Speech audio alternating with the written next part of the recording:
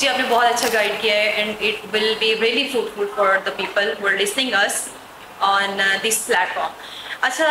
आपने तो ये सब गाइड कर दिया, लेकिन मुझे थोड़ा सा ये जानना है कि किस टाइप की क्वेरीज पेरेंट्स की तरफ से, गार्डियन की तरफ से और स्टूडेंट्स की तरफ से होती हैं। आप ये सब गाइड करते हैं, लेकिन उनकी तरफ से कौन से किस तरह के क्वेश्चंस आते हैं जो आपको डील करना होता है?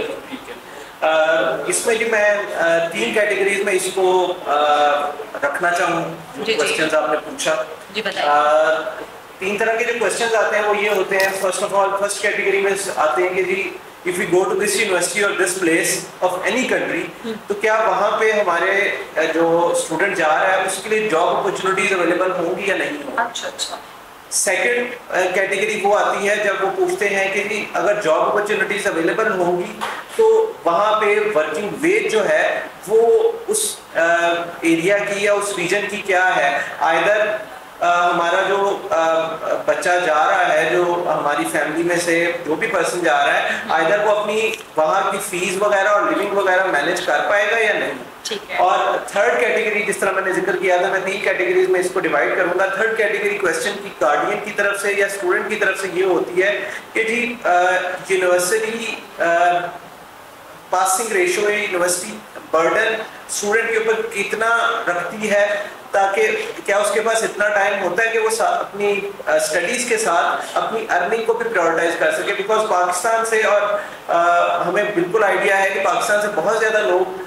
इसलिए भी जाते हैं कि हम अपनी स्टडीज को भी इन्हेंस कर सकें, हम वहाँ की सोसाइटी में अपने आप को इम्बेड भी कर सकें, लेकिन at the same time, at the same level हम अपने आप को फाइनेंशियली भी इंडिपेंडेंट करें और हम अपने पेरेंट्स को फाइनेंशियली सपोर्ट करें, ताकि हम अपनी फैमिली के जो बैकग्राउंड है या जो लिविंग स्टैंडर्ड है, जो प्रेजेंट लिविंग स्टैंडर्ड है, उसको इन्हेंस करें और एलिवेट करें, और हमारी जो फैमिलीज हैं वो थोड़ा बेहतर स्टैंडर्ड में अपने आप को ग्रो कर सकें और वो अपने पीरियड जो है वो बेहतर तरीके से अपने रिलेटिव वगैरह में, अपनी फैमिली में जो है वो एक बेहतर स्टैंडर्ड या स्टेटस पे आ। ठीक है। अच्छा सर, हम एजुकेशनल प्रोस्पेक्ट की बात करते हैं, एजुकेशनल बैकग्राउंड की बात करते हैं कि अगर पेरेंट्स बहुत इनिशियल स्टेज पे, बच्चा अभी मिडिल में है, मिडिल क्लास में या फिर 6th-7th में ही है, छोटे लेवल पे है, तो वो ये डिसाइड करना चाहते हैं कि हम इसको अब्रॉड स्टडी के लिए, तो उसी टाइम उस लेवल पे कौन से स्टेप्स पेरेंट्स को टाइमली ले लेने चाहिए ताकि ये उनका जो मकसद है ये पूरा हो बहुत अच्छे तरीके से। इसमें जी माय एक्सपीरियंस जो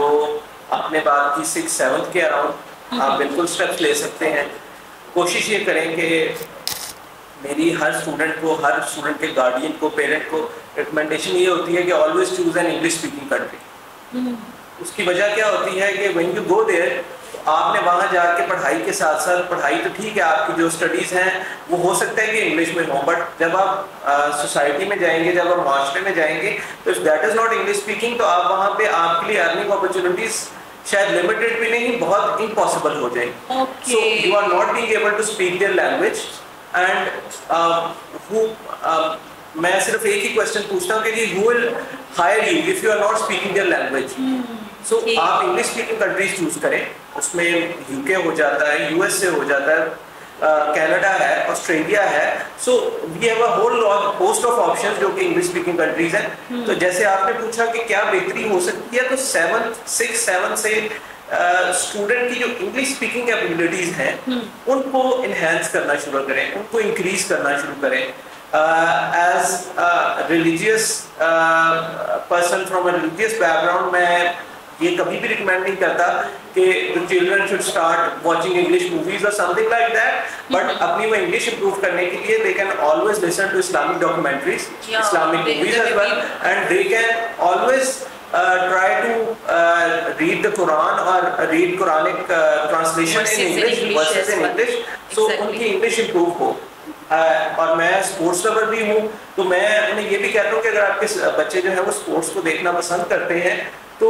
उनको कोशिश ये करें कि जो इंग्लिश कमेंट्री वाले चैनल्स हैं वो उनको दिखाएं और वो उसके अंदर से पिक करें और डिफरेंट एक्सेंट समझें कि जी हम किस तरह डिफरेंट एक्सेंट्स को पिक करके वो क्या बोल रहे होते हैं। तो 6th-7th से आप स्टूडेंट की ये थोड़ी थोड़ी जो नरिशमेंट है वो शुरू कर सकते हैं, ताकि जब वो अपने एप्लीकेशन प्रोसेस में पहुंचे तो उसको उतने इश्यूज फेस ना करें। बिल्कुल।